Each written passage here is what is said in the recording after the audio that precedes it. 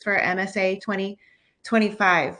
You are currently in the Ask the Scientist session. We will be using questions that are from the participants in the chat, and I also have some other questions from other people in the MSA community. First, I would like to introduce myself. My name's Andrea O'Neill. I am a registered nurse. I currently work in Boston, Massachusetts. I'm currently employed by a university in Boston, and I work in the healthcare clinic. I've worked in school nursing, I've done labor and delivery, and I've worked in general medical surgical floors throughout my career. I am joined with two scientists, and if Dr. Gao, if you want to start and introduce yourself. Hi, everyone. Nice to see you. My name is Virginia Gao. I'm actually a movement disorders clinician and also a researcher studying alpha-synuclein. Thank you very much. And Dr. Barbuti, could you introduce yourself? Hello there, I'm Dr. Barbuti. I'm Dr. Peter Barbuti. I am not a clinician, so please no clinical questions to myself. I can't answer it with any particular type of expertise. I'm a basic scientist. I'm a researcher. So I did my PhD, well, maybe 15 years ago now, and I've been working predominantly in Parkinson's disease ever since, but also I've spent a bit of time working on MSA and this protein alpha-synuclein, which I'm sure a lot of you have heard a lot about. So I'm happy to answer questions more on this, the basic scientist, hopefully in a clear, coherent way, and maybe hopefully simple way as well. So because a lot of this science can be quite detailed and maybe over detailed. So let's try and break it down so it's a little bit clearer for everyone to understand. Thanks. Thank you very much. And I just want to remind those of us who are participating that these are both scientists. This is an Ask the Scientist session. So they are not physicians. They are not recommending any sort of medical advice or treatment or any information on trials. If you have questions about that, we please ask you to refer to your primary care physician or any specialist that you're working with.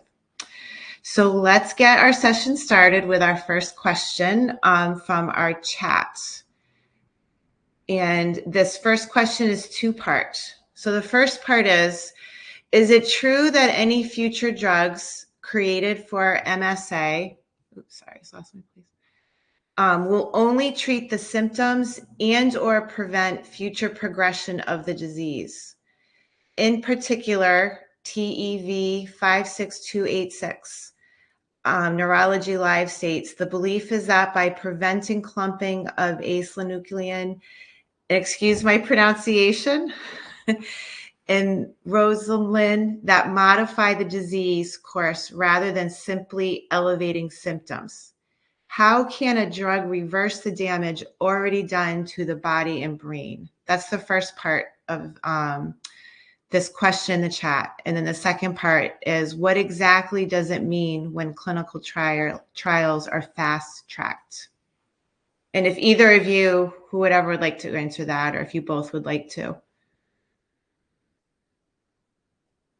I can try to take a step. So, I think we think of our drugs in two categories, or potential drugs in two categories: symptomatic and also modifying or potentially curing the disease. I guess maybe if you can clarify if there's a third category of drug, but I think we're open to different mechanisms for treating the disease. But I think all sorts of drugs targeting all aspects, both symptoms and the kind of natural history or progression of the disease. And then when a clinical trial, I'm not a clinical trialist, but my understanding is that there's some FDA mechanism that kind of allows things to move more quickly when a clinical trial is fast-tracked. Yes. Yes. But also we need to consider as well the lack of treatments, the paucity of treatments there are for patients. So any drugs that kind of we can seems to work in the lab or works, that's really a good thing. So instead of maybe putting things in sort of boxes, like treatments that aid the quality of life or extend the quality of life, and actually meaningful treatment is something really we want to look towards, because we really do want to see the end of this disease. Now, if it's getting rid of, if it's keeping these cells alive long as possible, that's one mechanism, as one way to treat. By that means there's the underlying disease is still occurring. Well, we need to start somewhere. So we need to be a little bit, we can't have our cake and eat it all at the same time. There's a stepwise and there's a process. Here we work in this as the best way we possibly can. So sort of stay with us, and eventually we'll get to the point where we can do both. We can do both. We save these cells. We can stop the underlying mechanisms. But at the moment, there's a lot of things we don't really know. So we just need to be, I know it's difficult to be patient, but at the same time, we do need to be cautious. We can't, we can't have the cart before the horse. We do need to have this stepwise process and in a scientific, rationalized manner, and we will get there. It's just a matter of time, but we will get there, and we're working very hard on that. So all treatments they're there because of some advancement. They're there because of some test on cells in a lab. There's some test on mice. There's some test in other different models, and they've come to the patients. They've come to the clinic for a reason. There's a reason they've been some sort of success during that process. So clearly, that's a good thing. Now, the next step is to sort of how much improvement can we get? These are the sort of, that's the next stage of questions. But really, we want to at least push forward and make a positive outcome. Really, that's what we're looking to do at the moment. Thank you very much for weighing in on that question. I have a few more in regards to iron, and those, so I'm just going to kind of refer to some of those that people have asked. Is too much iron in the brain, sorry, I'm reading, sorry, too much iron in the brain causes alpha-synuclein to aggregate and misfold. And aside from the MRI showing deposits of excessive iron in the brain, would excessive iron show in serum levels? I'll take the biochemistry route. So there is an association, numerous studies, certainly over the last 5, even 10 years, of in cells, really, I know disease models have shown the association of iron and this protein, which you've heard a lot about, alpha-synuclein. Now, when we refer to alpha-synuclein, this is it has two aspects. This normal, useful protein that is very much required in the body, is found in different locations, is found in the colon, is found in the brain, it's found in the lungs, found in the testes, it's found in the blood. It's found in lots of different places, and it's very within cells, there's a lot of alpha-synuclein protein in nerves, in these neurons. Also other cell types, but predominantly in these nerve cells. Now, we have what we call as the good alpha-synuclein, as I try to say in my talk, the young Anakin Skywalker, very useful, using a Star Wars analogy, good monomeric, so this linear form of alpha-synuclein, unclumped. Then we have this toxic Darth Vader, like this villain alpha-synuclein, which is bad. Now, what other studies have shown is that when we have accumulation of iron, we have a lot more of this bad alpha-synuclein, this toxic clumped alpha-synuclein. And we know that when we have too much alpha-synuclein, we have too much clumping. And that's when we look at certainly when clinicians and we look at a lot of the post-mortem tissue, we find an awful lot of this clumped, toxic, aggregated alpha-synuclein. And we also look at genetic studies, and we see that when we have a lot more, that patients who have a genetic mutation, which means they produce more of this alpha-synuclein protein, certainly there's a strong association with more alpha-synuclein protein, more clumped alpha-synuclein, and certainly the link to Parkinson's and MSA and MSAP, Parkinson's mimic. There's certain understandings, there's certain pathways and similarities which we can learn from Parkinson's in the MSA field. But to really go back to the question, the accumulation of iron does lead to certain groups have shown as lead to the aggregation of this alpha-synuclein. And then from there, it's inferred, we can speculate that, well, if this leads to this, it's probably a bad thing. So that's where we are really. Now, of course, there are lots of subtleties as well within this. We need iron. There's iron 2, there's iron 3. There's a lot more, everything is quite nuanced. You know, alpha-synuclein in its good form, does it make the alpha-synuclein bad? Does it make it misfold? What is the iron doing? There's also a lot more questions within the initial question. Like these, the difficulty is to trying to tease out the right questions, to ask the right questions and test it in the right way. But loosely speaking, what we do see is an overall general trend.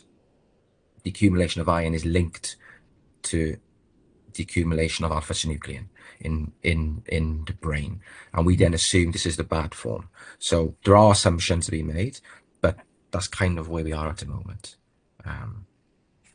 Thank you very much. much. I have to say about that. Thank you very much for answering that. And I want to thank you for everyone that are sending their chats in. Because this is a Ask a Scientist section, we cannot comment or offer any input on current treatments right now. Again, I would ask you to refer to your primary care physician or a specialist that you're working with. So another question that was put in the chat, have there been any correlations to MSA and military members, maybe to toxin exposure? And if so, are there any other studies or tests that you guys are aware of that are happening in relation to that? I can maybe take this one. So, you know, there's a very robust correlation between environmental exposure and military members who have been exposed to Agent Orange or trichloroethylene at Camp Lejeune for Parkinson's disease specifically. It's been speculated for MSA, but I'm not personally aware of any robust evidence kind of connecting MSA with environmental exposure. But I do think, you know, touching on my topic of interest, which is the gut-brain axis, is that I hope I convey to you that there's a lot that's not known about disease mechanisms in the gut. And again, the gut is a big area for environmental exposure because it's a part of you that's exposed to the environment. So not directly, but our research study is enrolling people who are due for their colonoscopy to look at changes in the gut, which is related to environmental exposure. But I think this is a great question and an area of further investigation that should be looked at. Thank you very much. Certainly, and I just want to add, this is quite well known in Parkinson's as well, and the region within the cell which is affected is within the subcell is the place called the mitochondria.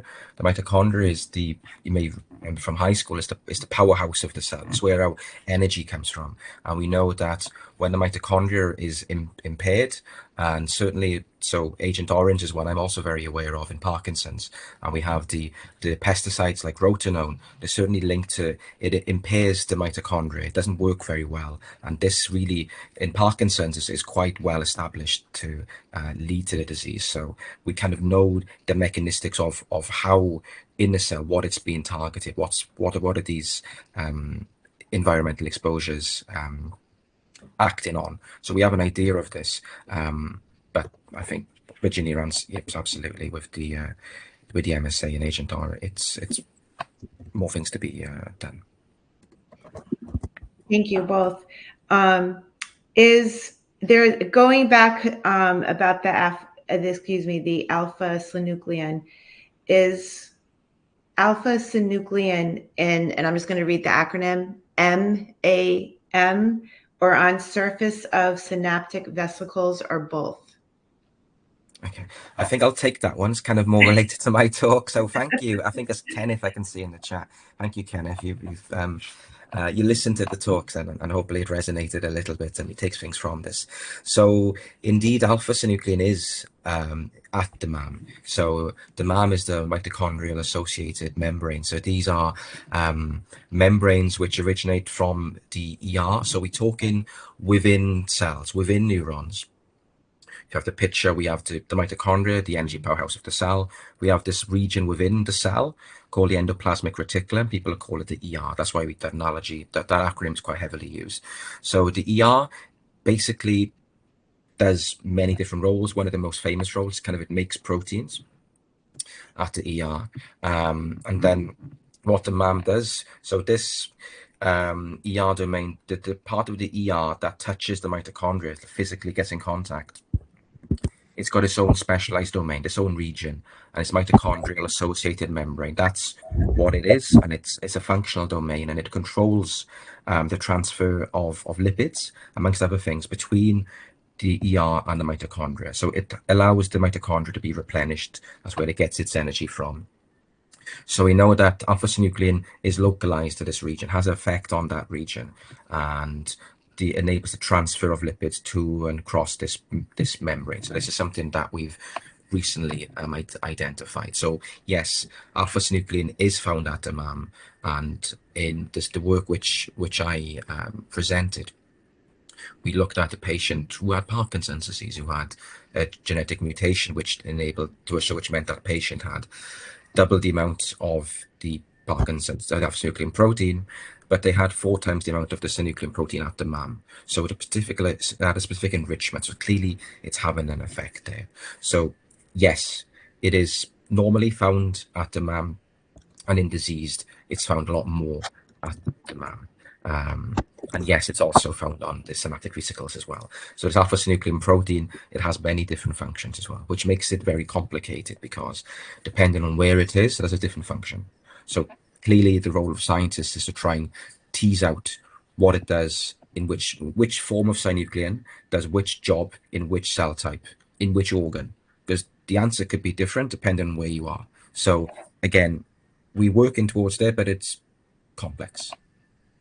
Yeah, just to add to that, I totally agree with Dr. Barbuti, and synuclein is not just found in the brain, but in all over the body in many different cell types, and likely has many different normal functions.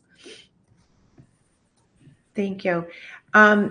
Going back to the discussion of the gut, Dr. Gao, could you tell us more about the logistics of participating in the gut biomarkers colonoscopy study? Yeah, so we're recruiting anyone with a diagnosis of MSA who is due for their routine screening colonoscopy and willing to get it with us at Weill Cornell in New York. So we have in a moment, I'll put the clinicaltrials.gov website in the chat so you can take a look, and you can just contact me and I would reach out to you to tell you more about the details. Thank you very much. Dr. Barbuti, would removing alpha-synuclein be a good idea, and how can this be done? Well, I think that also follows what Virginia said as well. Alpha-synuclein is found in many different parts of the body, and it has a function. So if you remove something, it doesn't necessarily make it better. Now, ideally, what we want is to remove this aggregated toxic form that we see at post-mortem. We want less of that. We want more of the good synuclein. We want to have this balance in a sense. These things can be done with genetic engineering, CRISPR-Cas9 gene editing. We have the ability to edit and to sort of manipulate these things. Certainly in the lab, but the clinical setting is very different, and I think we're not really at that point to go into adults and sort of to play around with the manipulating proteins, because we really, again, we don't have a full grasp of the full the full roles, the full body of work that alpha-synuclein protein does. It is a multifunctional, multifaceted protein. And if we do remove it, then it's going to impact on other proteins or other lipids. And I think that could also be quite harmful. So we've got to be very cautious, I feel, if we remove or lessen synuclein, as there are scientists who want to take synuclein away. I can see as a question in the chat regarding the vaccination for synuclein, to remove synuclein. I would be very cautious of that because we need it, and we want to get rid of this toxic clumps, but we want to keep the good synuclein. We want to keep the monomeric synuclein because it has a function. It has a real function. So one of the functions is unrelated to nerves, it's involved in the activation of the immune system. So it's pointless, quote unquote, curing somebody if they get if they get a pneumonia straight away afterwards, because that doesn't help anybody. So we need to be very clear what we want to do as a scientific community, and be a little bit cautious on how we do and how we address things, and certainly make these little steps of just trying to get rid of this toxic clumpy form, but maybe have an idea why did it clump in the first place. That's probably the better question, and that's something which I think is we're still not aware, but we try. Thank you very much. And I just want to thank you, Dr. Gao. I just wanted to alert or for any participants to refer to the chat. She put the link for the clinical trials that she was referring to when answering an earlier question.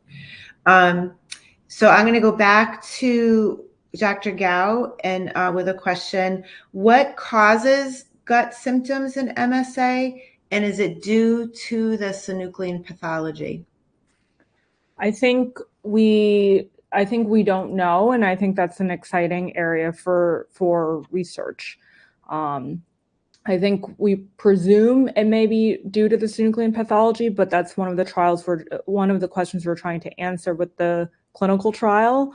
And also, I do think that we need to study synuclein. I see a question in the chat about, what research directions are most exciting for the future, and I think I'll try to fold that in, is to understand these diseases as, I think it's inherent in the name, but as multiple diseases of multiple systems. And, as neuroscientists, we often focus on the brain, but there's a lot of nervous system elsewhere in your body. And I think that studying that will help us understand the disease better and come up with new targets for treatment as well. Thank you very much. Dr. Barbuti, what is the relevance of patient cells replicating the post-mortem brain? I guess this question relates to the disease modeling and what's the best way to model diseases. So, of course, all models are imperfect, and we want to study what's going on in the brain to have a really good understanding. But when this disease is occurring, well, firstly, no one's going to go into your brain and take the cells out. That's not what we do. But we really want to model the brain the best way we can, or model the disease in the best way, the best route. And every model is imperfect. So mice are particularly useful, but all are useful. So mice are particularly useful because we've got beginning point, we've got the end point. We can look at aging, but then the mouse isn't a human, so there's clearly difference there. People use yeast, we believe, to sort of look at aging and also the different generations to sort of see regarding certain pathways. And then I predominantly only use sort of human cells to sort of to have an understanding, to recapitulate the patient brain, to have an understanding of what's going on there. But the cells which I work in the lab, they haven't been aged 40 or 60 years. They're only aged a series of months, because that's kind of where we are at the moment. So each model gives us a different answer to a particular question, and each model is useful. And I think having like stem cells, people are probably much are very aware of stem cells. Stem cells can make any cell in the body.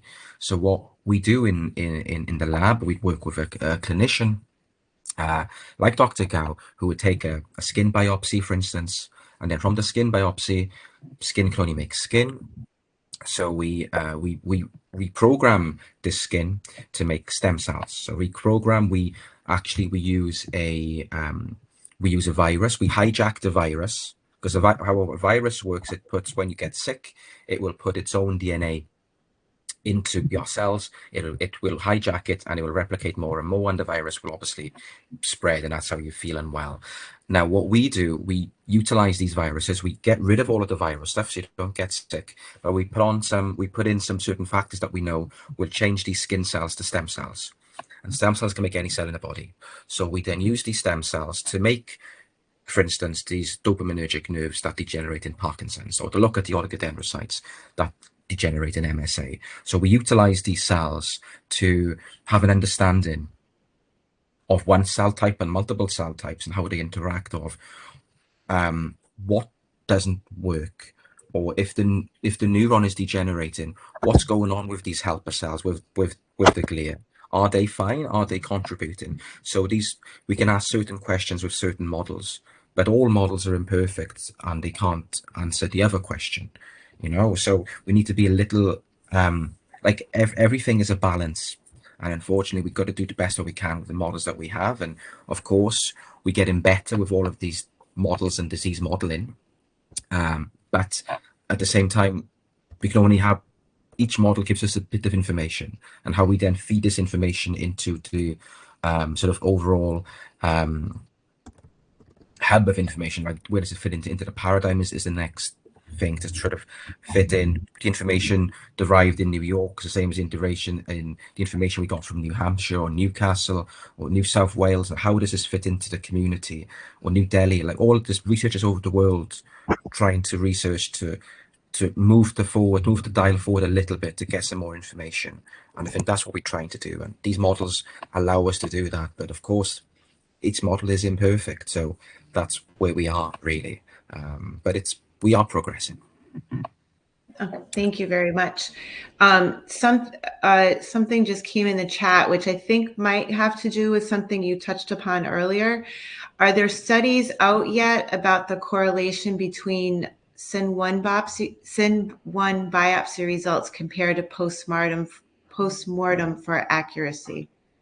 I think that will come with time, but just one caveat is that the SIN1 biopsy looks at something called phosphorylation of synuclein, which is something that's easier to study in living cells, or recently obtained cells, and there can be a lot of kind of artifacts of the postmortem process that affect that. So it's not the type of thing that the SIN1 test studies is not ideally studied in postmortem tissue, but over time, as people who have gotten the SIN1 biopsy, when they pass away, kindly allow the scientists to study tissue, then we can better correlate that. But it's difficult to correlate at a single time point because of these postmortem artifacts. I'd just like to touch upon something that Dr. Gao mentioned.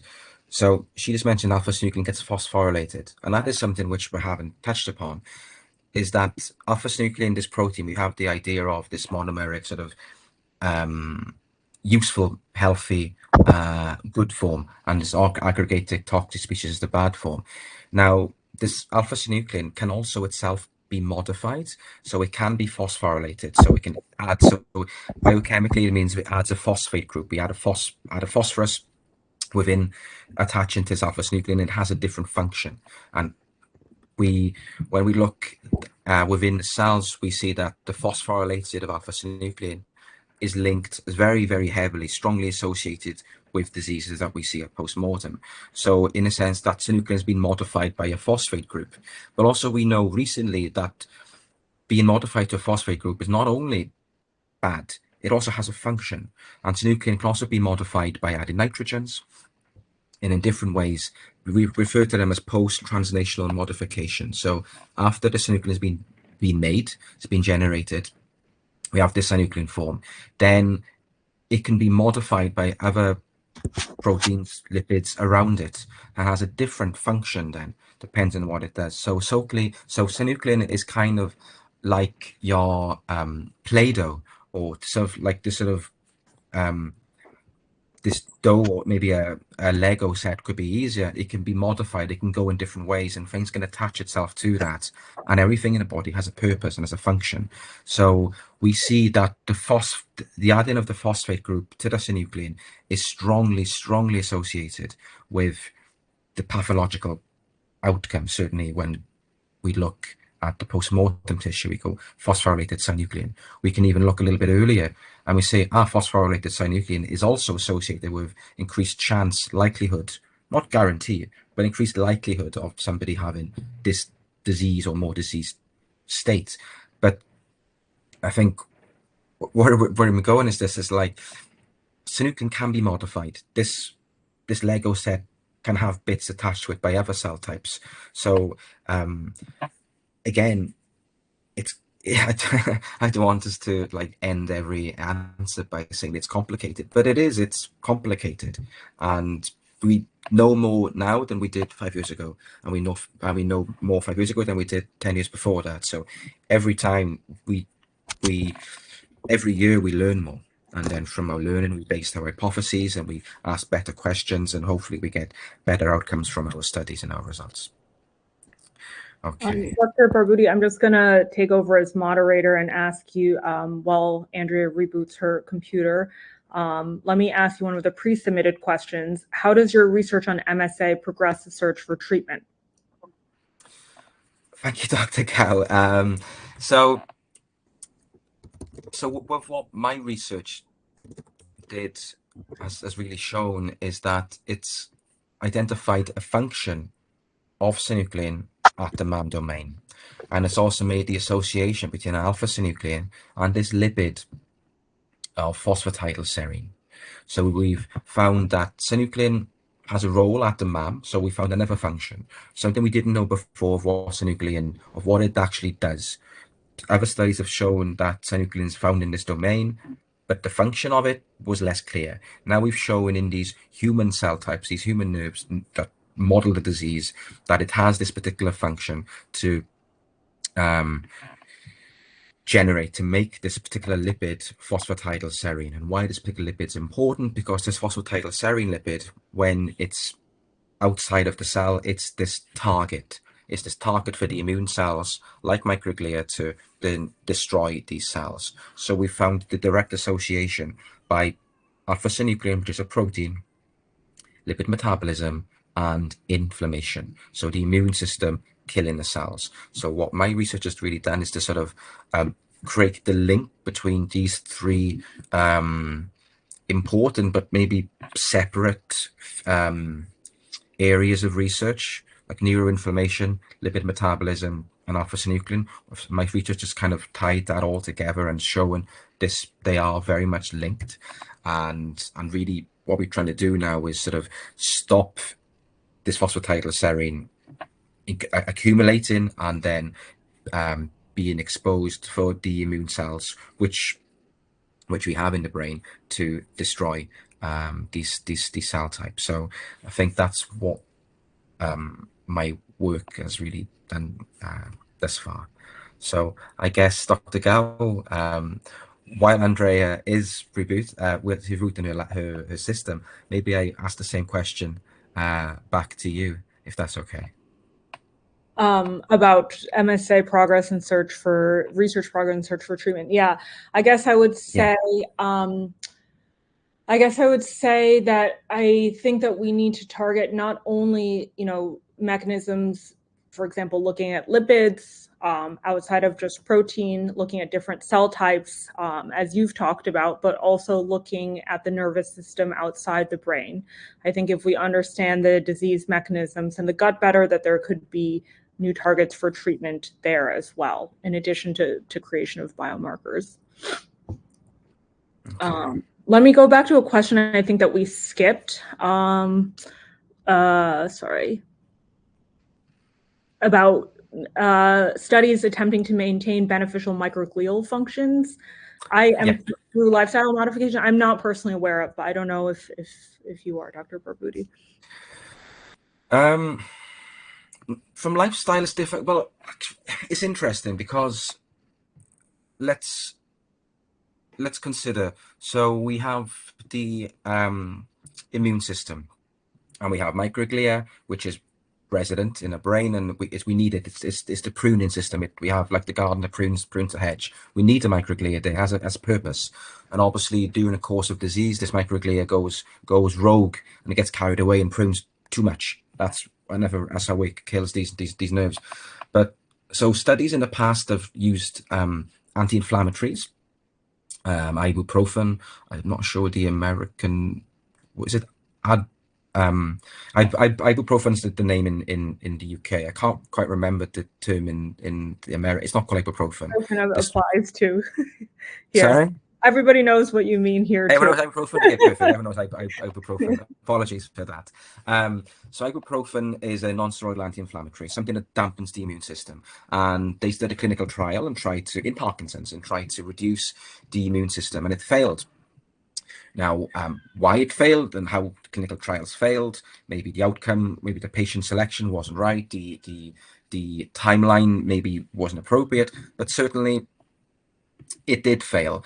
And one of the reasons why I think particularly failed, because it wasn't targeted enough. And I think certainly dampening down the immune system would be quite an interesting thing to look at again in 2025 as opposed to 30 years ago. And it's interesting with microglia for lifestyle. So of course, there's a time-old term, we are what we eat. So when we look at our diets, we know what's good for us. Omega-3s, olive oil, polyunsaturated fats, scientifically speaking. We know what's bad for us. Everyone likes a burger. But if a burger every day is clearly not good for you. Now we then break that down biochemically. What does that mean? And for your metabolism, is that a burger would be saturated fats. So scientifically speaking, a saturated fatty acid is just carbons and hydrogen linked together, which are very, very stiff. And then we like better at stiff at room temperature, whereas a polyunsaturated fatty acid is like olive oil at room temperature. So a different melting point. So the difference between these is a double bond between a certain carbons, which means this fatty acid is no longer stiff. It's got a bend and it's got a kink. So that means if you take in burgers or anything that's saturated, butter, for instance, that's full of saturated fatty acids, that means when you break this down, when your body metabolizes these fatty acids, it's not as I don't know how to say simplistically, but it's not as nice for the body. The body doesn't like that. It leads to more harmful effects like peroxidation of lipids. So lipids being altered by the fact you've had these fatty acids that are now less nice, less easy for the body to break down without consequences. So your body can metabolize these fatty acids, but it also generates harmful byproducts. Again, everything's fine in moderation, but if you have too much saturated fat, then clearly there's an effect for this. There's a cost for this. Whereas the polyunsaturated fatty acids would be a better thing. So clearly, if a lot of fresh fish, a lot of salmon, when you metabolize this, is good for you, and it's good for you biochemically as well. So I think that could be something as a lifestyle modification, would be diet and exercise and all the things we know is good for us, but also in going through the disease state the best we possibly can, is important to try to live in the most healthy way, which is not just something we hear from the adverts, it's something actually we see in the lab as well. And there are certain lipids which are more harmful, and indeed these saturated fats are more harmful, and these polyunsaturated good fats, these olive oils, are beneficial. And even when we look in the dish, and we see when we have these healthy lipids, is clearly these cells prefer it. There's a harmful effect with these saturated fatty acids. So even at this really, really simple scale, we can see there's a difference. So there's maybe something in this to look a bit closely, or, I mean, if we can maybe live a healthier lifestyle, maybe we should maybe try and do better.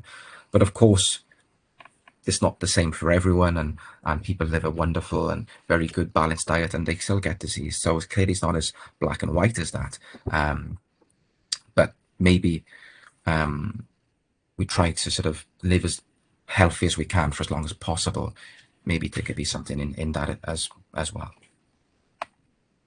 And then looping back to a previous question, Dr. Barbuti, what are the most exciting next steps in MSA research, in your view? Decide the next steps in MSA. Honestly, I think now is a case of, well, this situation, this platform is the start of that. It's the 6th annual virtual conference, not the 60th, unfortunately, or the 16th. So we're really at the start of something, but at the same time, by having these dialogues, these presentations, these interactions with patients, really pushes things forward. And we, of course, we need sort of more research, and having specialized days for MSA research is a really good thing. Enables other scientists to interact, to share ideas, to build collaborations, and to move these things forward. So I think this communication is a really good thing. I also going to go back to an earlier point I mentioned with gene editing. We can really, we are able now to use stem cells to make the different cell types in the brain. We can use gene editing to turn synuclein on and off, so we can answer certain questions which we didn't know before, of what different types of synuclein. If we can remove synuclein from the nerve, for instance, from the neuron, would another cell type like the glia, would there be a transfer of synuclein from one cell type to the other cell type? Like what are we targeting? So then if we did have a treatment to modify synuclein, well, maybe we should modify synuclein only in one cell type, so we can answer now better questions.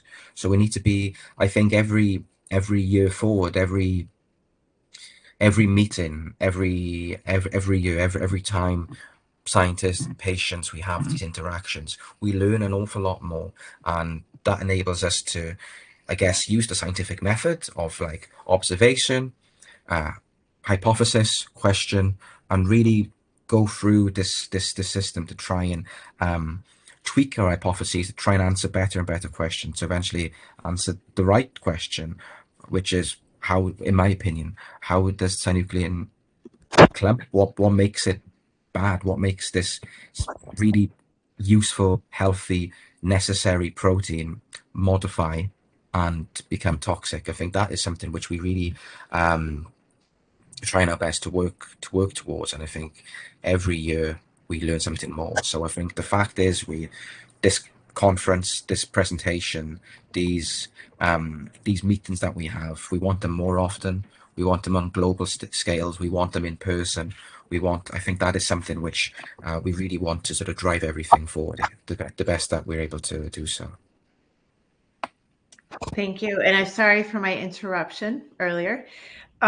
There's a new question that just came in, and it's referencing iron again. Someone's asking if you're familiar with the root cause protocol, Morley Robbins.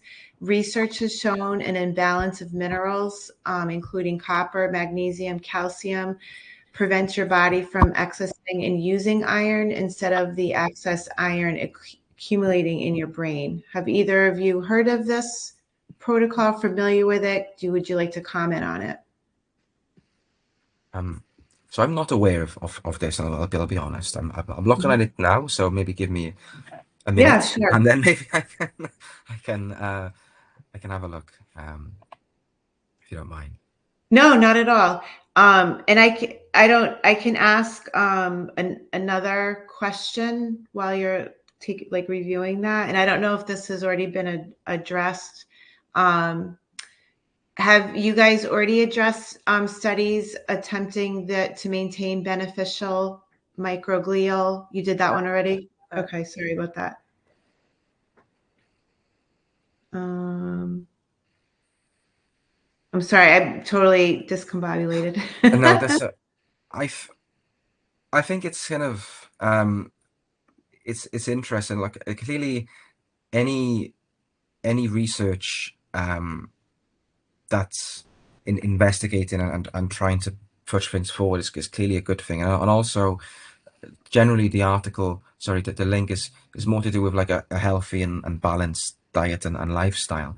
So clearly we do need iron. Iron is a very important role and useful role, again, like everything. So scientifically we refer to this term as homeostasis, a normal, healthy balance. It's just another word for balance.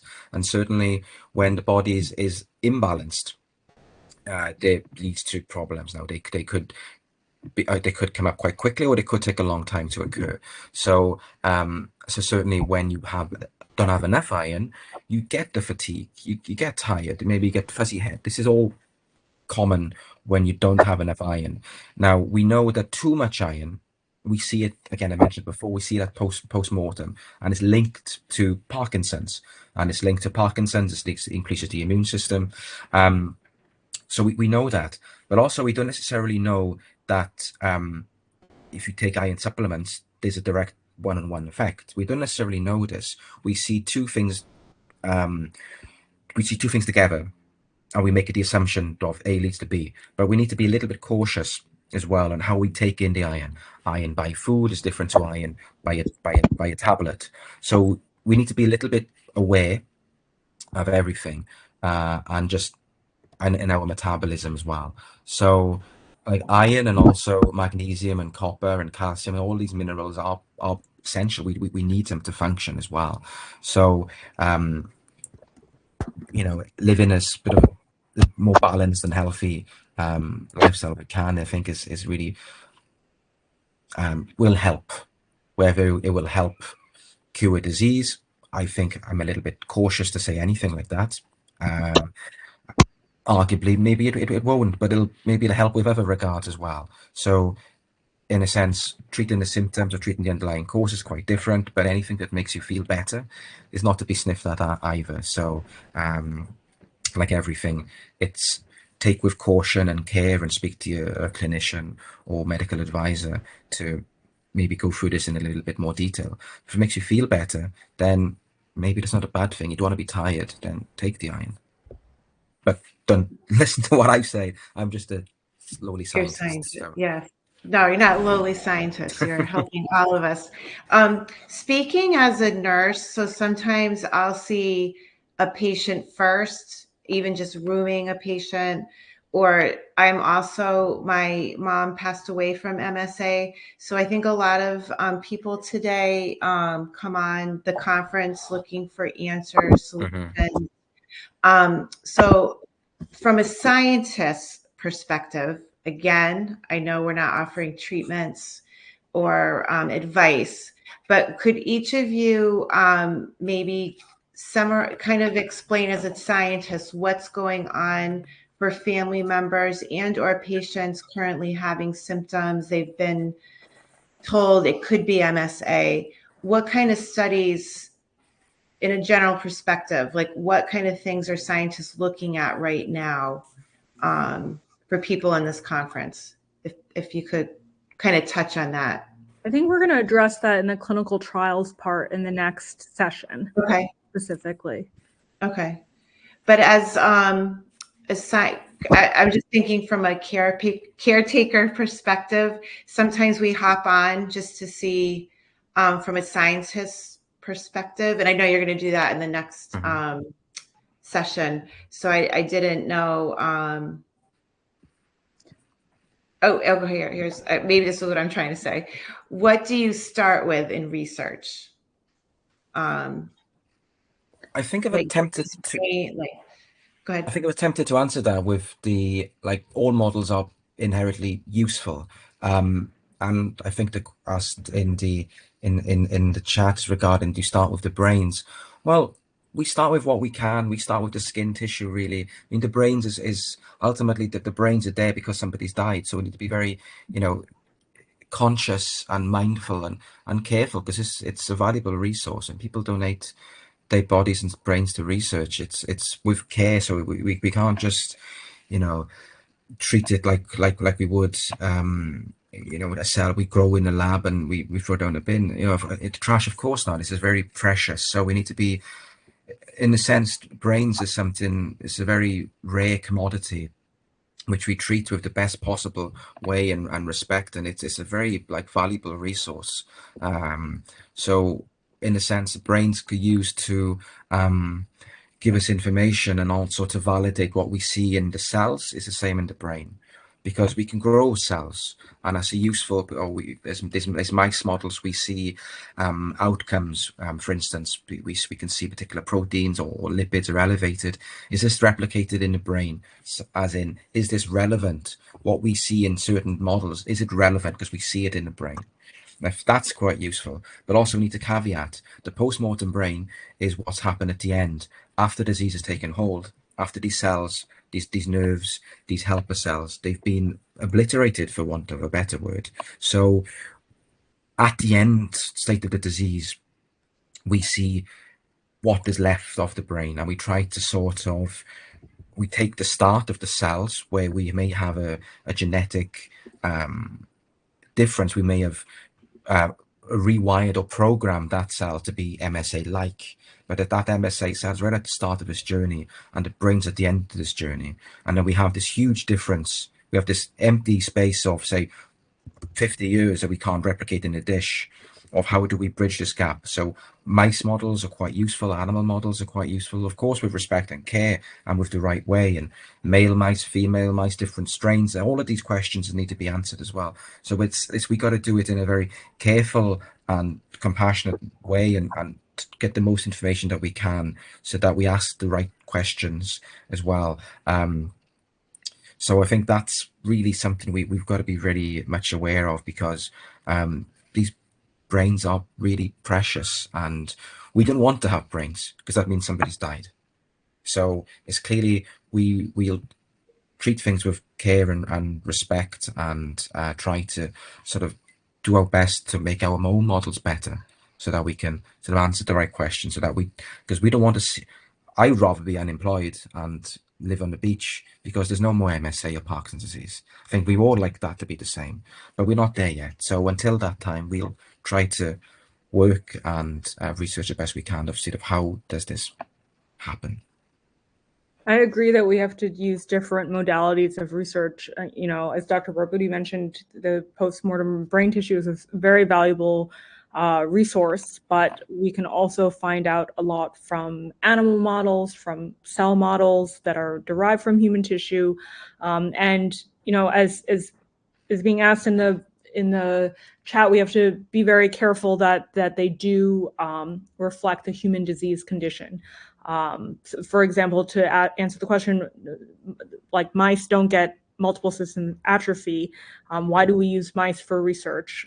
So I think we also have to be careful when we choose which animal models we use. The one that I showed in my talk actually has human alpha-synuclein expressed, and we see some of the same kind of motor and non-motor symptoms that are seen in MSA and other synucleinopathies. So that's why we feel confident about that. Yeah, I think there are a lot of different approaches, and all of them, from the wet lab to human studies to even computational studies, are avenues that we should pursue. Okay, thank you very much for addressing that. And I personally, and I know a lot of other people who attended today's conference, are so thankful and grateful for all the research that you guys are participating and sharing all of your wealth of information with all of us. We're all looking for answers in this disease. I didn't know if anyone, we're getting close to the end of our session, so I wasn't sure if anyone wanted to put in another question in the chat before we wrap up today. I saw there's just one question in the chat about brain donation. which is obviously like a wonderful thing. I think to start, it depends on where you are. You can ask your provider or the patient's provider about a brain donation program associated with your clinic. For example, we have where Dr. Barbuti is at Columbia has a brain bank, but it depends on where you are. And if it's still unclear after that, I think you can contact the organizers and they can help connect you with a brain bank. Yeah, definitely on the Defeat MSA page, there's information about brain donation. And let me just double check the chat.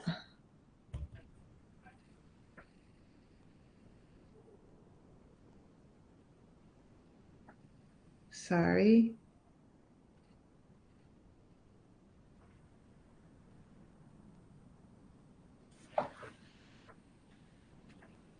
Oh, thanks, Serge. Sir, put in a link as well in the chat. Multilingual.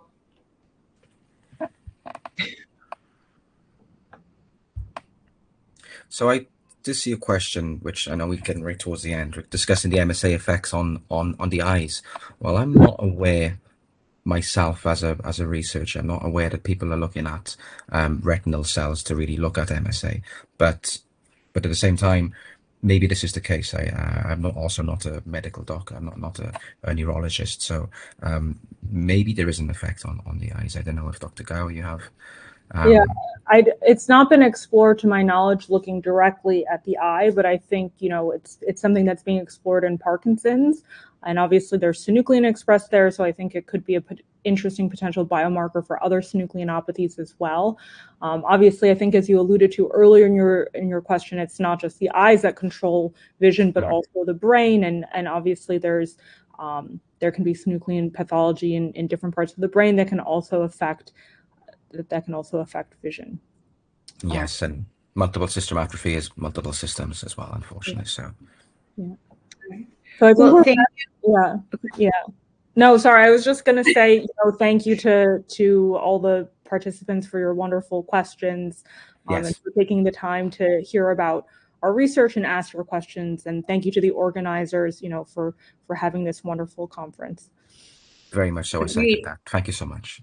Yeah, thank you, everybody. Thank you both, Dr. Gao, for your time, and Dr. Barbuti, excuse me, and everyone else who participated today. Okay. Thank you.